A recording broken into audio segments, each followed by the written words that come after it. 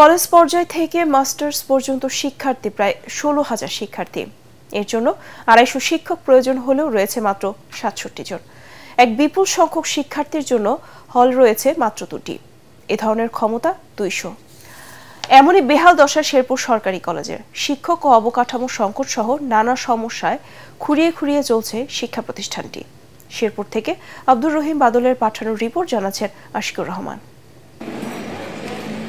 1964 সালে প্রতিষ্ঠিত হওয়া শেরপুর সরকারি কলেজে এখনও লাগেনি আধুনিকতার ছোঁয়া। একাদশ ও দ্বাদশ সহ জাতীয় বিশ্ববিদ্যালয়ের অধীনে অনার্স মাস্টার্সে পড়াশোনা করেন প্রায় 16,000 শিক্ষার্থী। শিক্ষা কার্যক্রম পরিচালনা করায় কমপক্ষে 250 শিক্ষকের প্রয়োজন হলেও আছেন মাত্র 67 জন।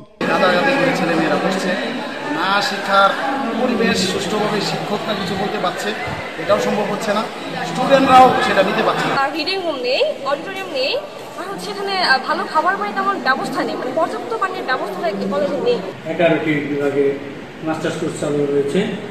অতীব দুঃখের বিষয়, দরিদ্র পীড়িত এই অঞ্চলে 3টি বিষয়ে এখন পর্যন্ত মাস্টার্স কোর্স চালু হয়নি: ইংরেজি, ইসলামিক স্টাডিজ এবং ইসলামিক ইতিহাস ও সংস্কৃতি বিষয়। ছেলে ও মেয়েদের জন্য একটি করে হল রয়েছে, যার ধারণ ক্ষমতা মাত্র 200। এমন অবস্থায় আরও হল নির্মাণের দাবি শিক্ষার্থীদের। আমাদের কলেজে একটি মাত্র হোস্টেল রয়েছে। এই একটি মাত্র হোস্টেল আমাদের 16,000 স্টুডেন্টের তুলনায় অতি নগণ্য।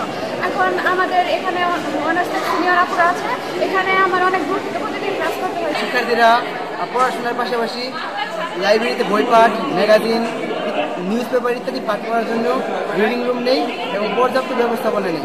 যে পরিমাণ স্টুডেন্ট এখানে অধ্যয়নরত সেই পরিমাণ কিন্তু আমাদের শিক্ষক পর্যাপ্ত পরিমাণে শিক্ষক নেই এবং আমাদের অবকাঠামোগত অনেক সমস্যা রয়েছে।